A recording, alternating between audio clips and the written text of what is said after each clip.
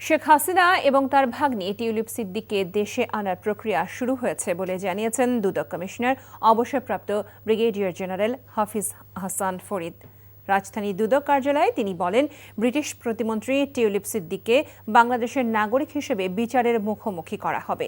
অন্যদিকে ব্রিফিংয়ে দুদক মহাপরিচালক জানান, ১৩০ কোটি টাকার সন্দেহজনক লেনদেন ও ১৮ কোটি টাকার অবৈধ সম্পদ অর্জনের অভিযোগে রাজশাহী সিটি কর্পোরেশনের মেয়র AHM খায়রুজ্জামান, তার স্ত্রী ও কন্যার বিরুদ্ধে মামলা করা হয়েছে। অপরাধীরা যে দেশেই অবস্থান করুক, আইন অনুসারে দুদক তদন্ত কাজ চালিয়ে যাবে বলে জানান তিনি। বিদেশে থাকুন আর দেশে থাকুন, আমাদের যে অনুসন্ধানের ক্ষেত্রে কিংবা তদন্তের ক্ষেত্রে সুনির্দিষ্ট বিধিমালা রয়েছে, আইন রয়েছে, ফৌজদারি কার্যবিধি রয়েছে। সেই সব আইন অনুসরণ করে অনুসন্ধান এবং তদন্ত কার্যক্রম চলমান থাকবে। বান্ডেল থাকলে প্রতি সেনমানিতে টাকা বাঁচবে। বিকাশ সেনমানি বান্ডেল কিনে জিতুন প্রতি লেনদেনে।